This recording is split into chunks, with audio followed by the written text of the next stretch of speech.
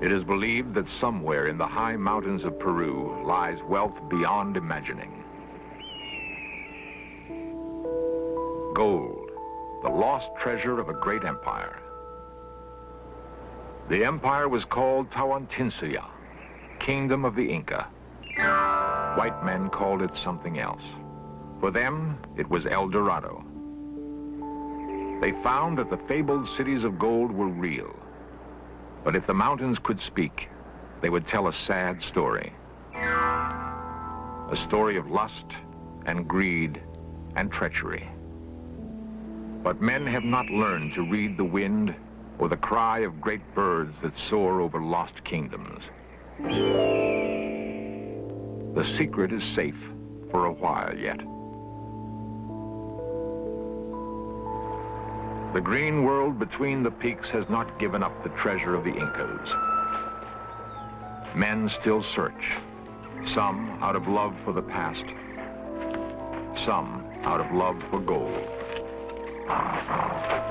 Now the In Search of cameras come closer than men have been before to the heart of the mystery of the great Inca treasure.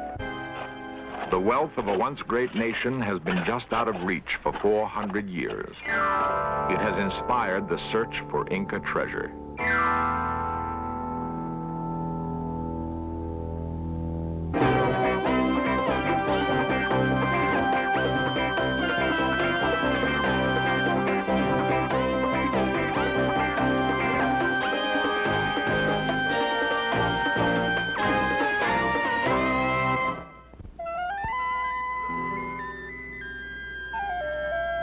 The great spine of the Andes Mountains accents one of the most diverse environments in the world. It is a land of many wonders, which has attracted the curious and the greedy for centuries.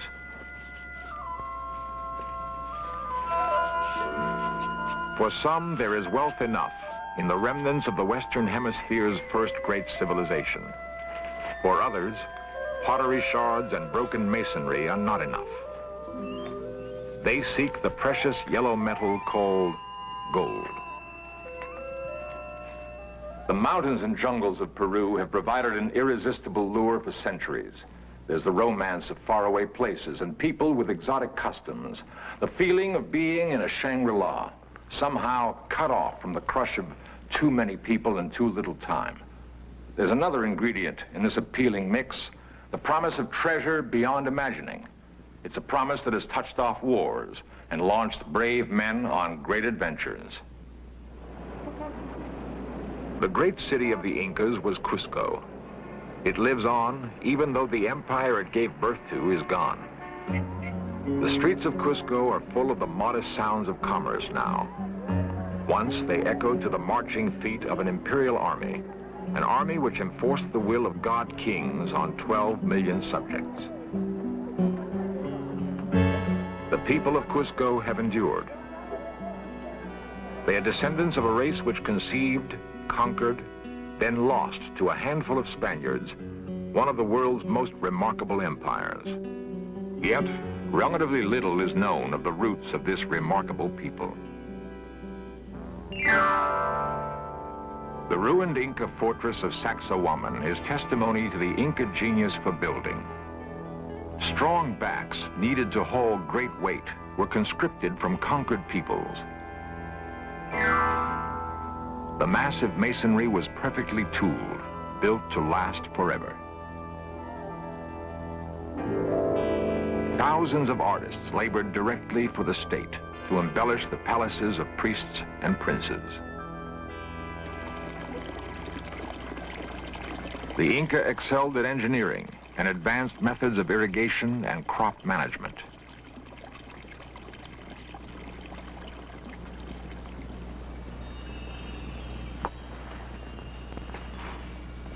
Even in death, the Inca were a proud and disciplined race.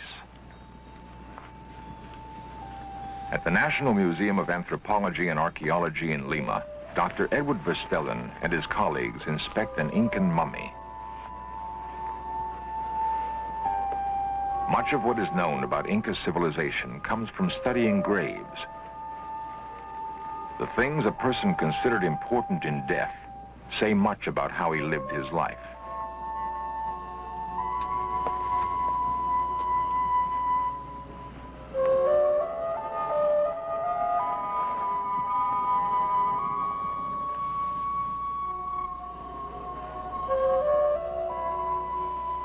To touch things that were precious to someone of another time, another world.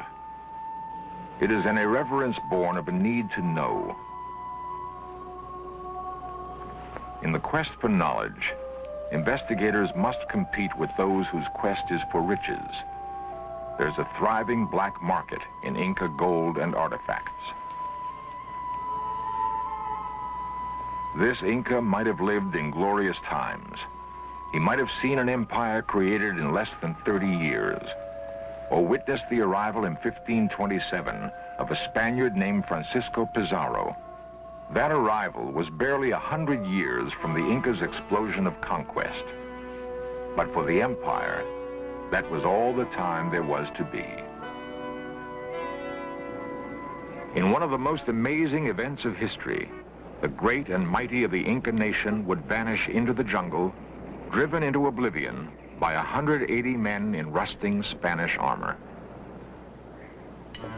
Hiram Bingham was one of many who would devote part of his life to following the blurred trail left by the Inca. The young Yale archaeologist and explorer entered the Andes in 1910.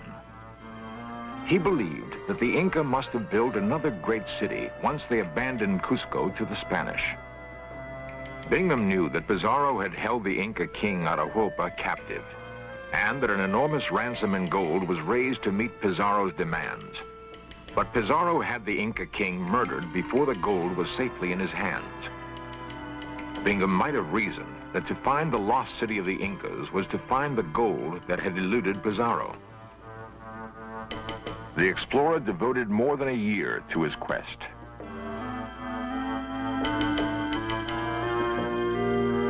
Then, one insufferably hot day in July 1911, Bingham thought he'd found the mythical city.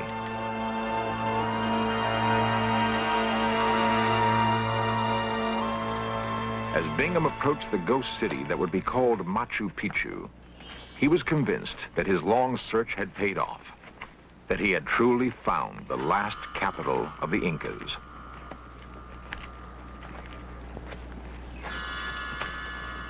He found temples, but no hoard of treasure.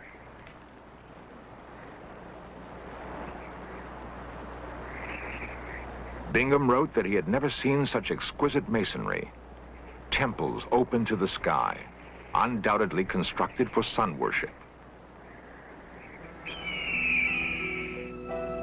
Bingham was sure he had discovered the retreat where the last Inca kings ruled in the sunset years of their empire.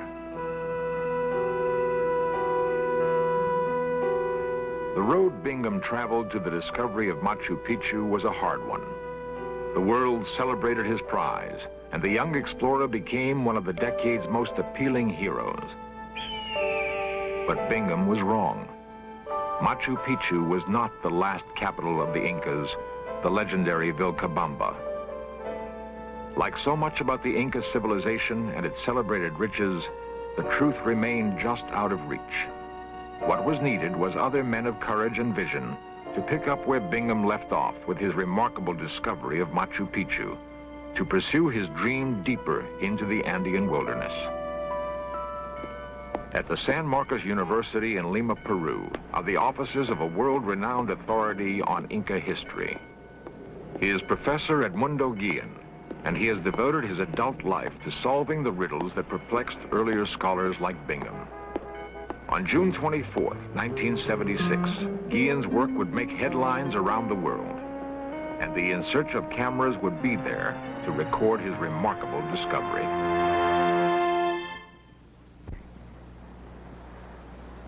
In a quiet valley of the Rio Pampacona, northeast of Cusco, the stage is set for one of the great modern feats of exploration.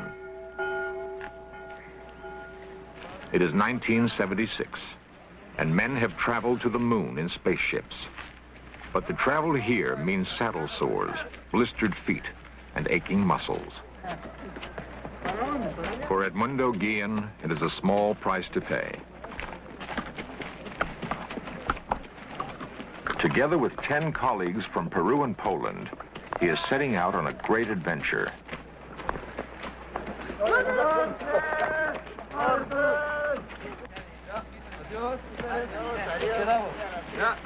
Guillen's mission is of more than simple academic curiosity. He is out to recapture a place and a moment in history. And if he can, to set the record straight on the final chapter of the Inca Empire.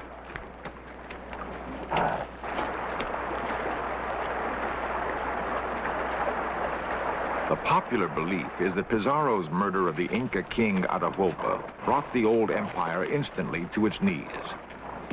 Guillen thinks that murder was just the beginning of the end for the Inca.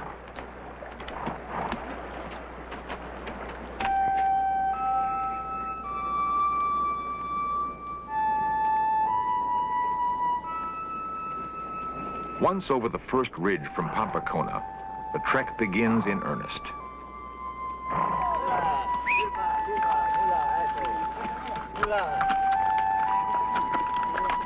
Hiram Bingham saw this country before Edmundo Guillen was born. He gloried in its breathtaking beauty and struggled valiantly to unlock its mysteries. But Bingham did not have the blood of Incas in his veins. Guillen does.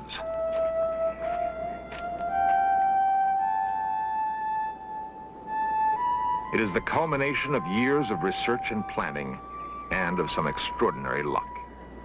In the Spanish archives at Seville, Guillen discovered letters written by soldiers of the king sent to battle the Inca. They described Vilcabamba in detail, including the neighboring geography. Guillen knows that the secret is within his grasp.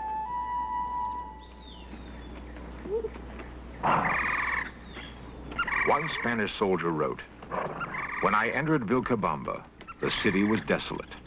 The palace of the Inca burned. The food storages sacked."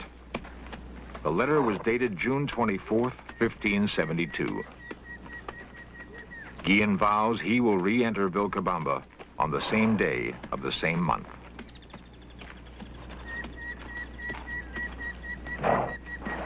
Each tree along the route could be a signpost. Each valley might be the one described in letters written by Spanish soldiers.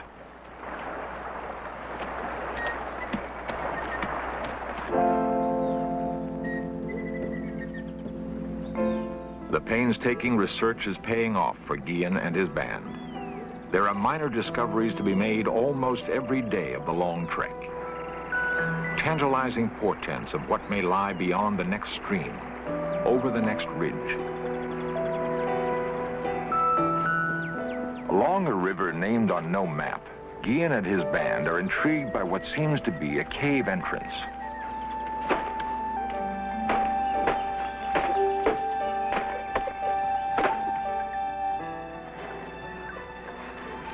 A crypt is discovered, its entrance long hidden by tons of debris.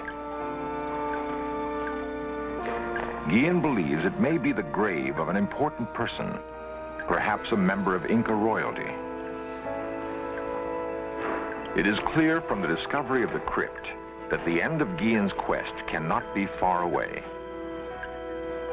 He will return another day to excavate the site.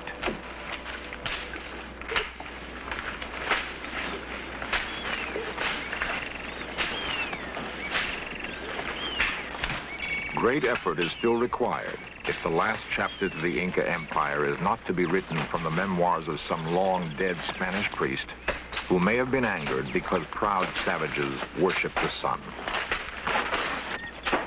There are only 2 days left if Guillen is to make his rendezvous with history on schedule.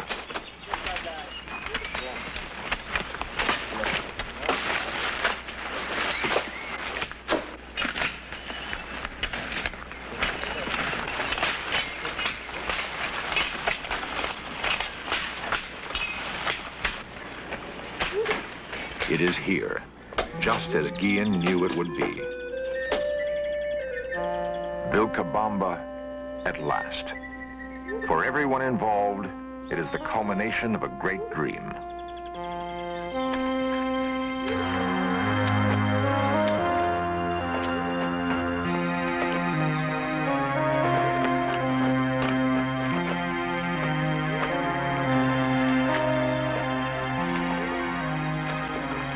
It is 10 a.m., June 24th. Precisely 403 years have passed since soldiers of Spain sacked this city. Edmundo Guillen has kept the promise he made to himself. Vilcabamba is retaken. It is all here. The superb Inca masonry, combined with a light and airy style of building, open to the sky. It all started in the valley called Cusco. For a century, kings called Inca ruled from a city that was the marvel of pre-European civilization in the Americas. And there were the great fortresses like Sacsayhuaman. The long retreat of the Inca began with the coming of the Spaniards. But the glory was real. Even as they fought the Spaniards for control of their lush valleys, the Inca had time to build magnificent mountain retreats like Machu Picchu.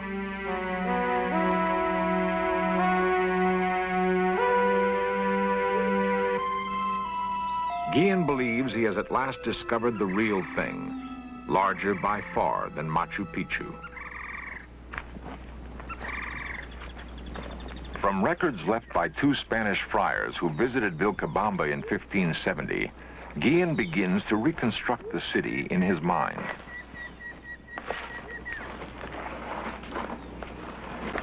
The roofing tiles he finds are evidence that the city was built late in the Incan imperial era. The Incas traditionally covered their buildings with thatch. The Spanish introduced tile.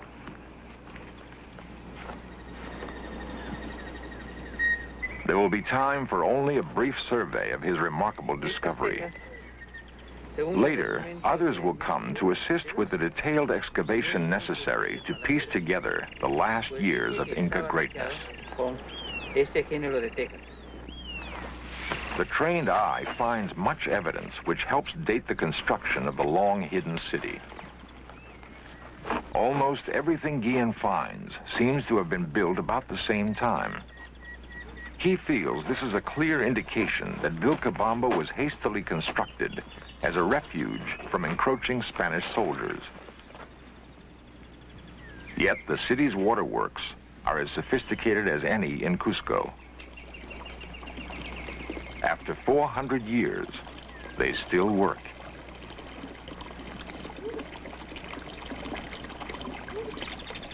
The city was carefully planned and could have withstood a long siege by any army.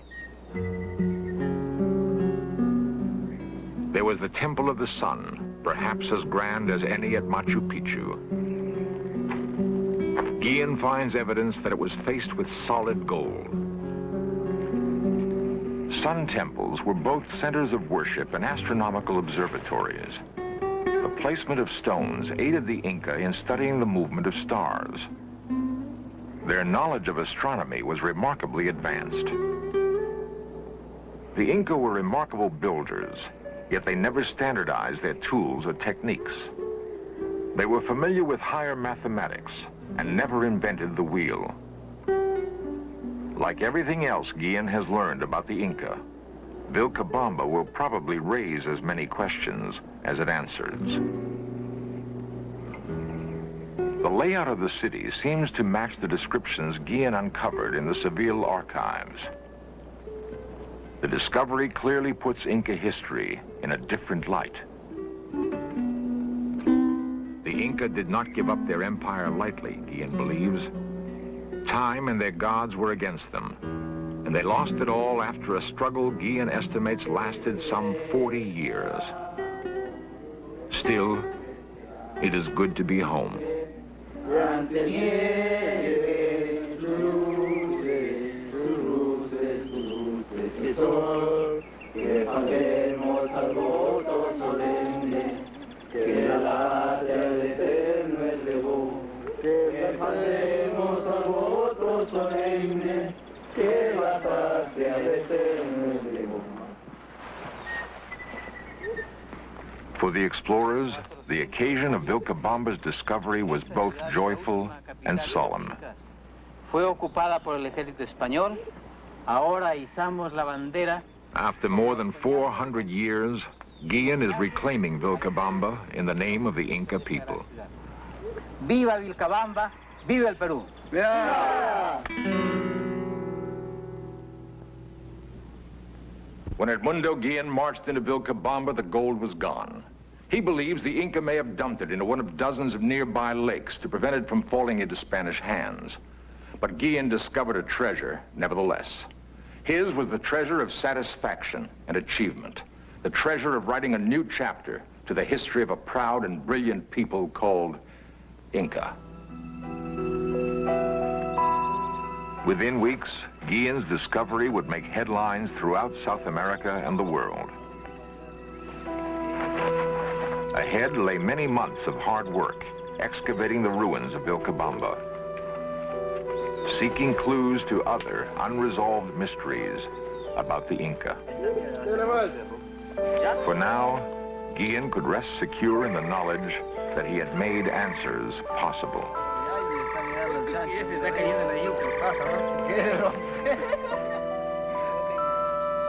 Missions.